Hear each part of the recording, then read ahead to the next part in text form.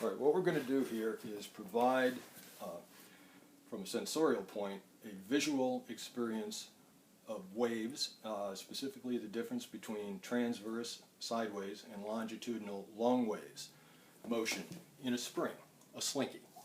Now I have this slinky on a hard, smooth surface because if you use a textured mat, it'll slow the spring down. The spring is held on the other end by a very nice piece of quartz with a very flat face, and you want that flat surface because it maximizes the reflection, the bounce of the wave. And reflection is one of the words we're trying to teach the child. Reflect, bounce. Okay, so reflect, bounce, transverse, sideways, longitudinal, long ways. I also want you to consider the amount of dexterity that's involved just in setting this up. You've got to put the mat out, you've got to pin the spring down with the rock, and then you're going to have to impart the motion to the spring. You can see this demonstration in a lot of places on the internet, and if you go and look, what you'll notice is that it's pretty much reserved for high school students, which actually is way later than it needs to be. A 5-year-old can definitely do this, you just have to get them a slinky. Alright, so we're going to start with transverse, and that just means to move sideways.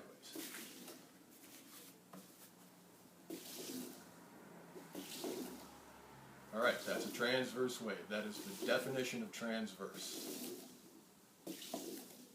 Now we'll do longitudinal, and to do that you push.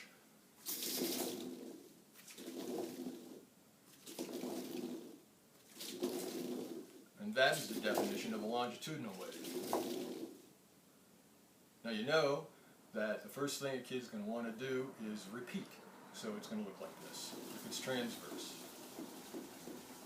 Here's a repeating transverse wave. Here's a repeating longitudinal wave. Reminds me of a yo-yo.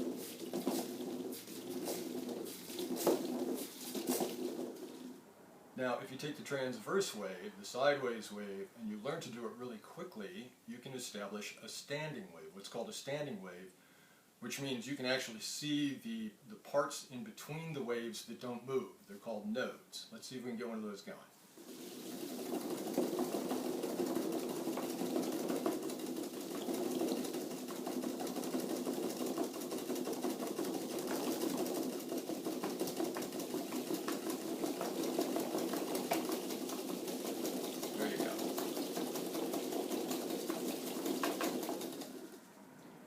Now that's a little harder for a 5-year-old to do, so that, you might not see that right away, but you're definitely going to be able to see transverse and longitudinal waves reflecting or bouncing off the surface.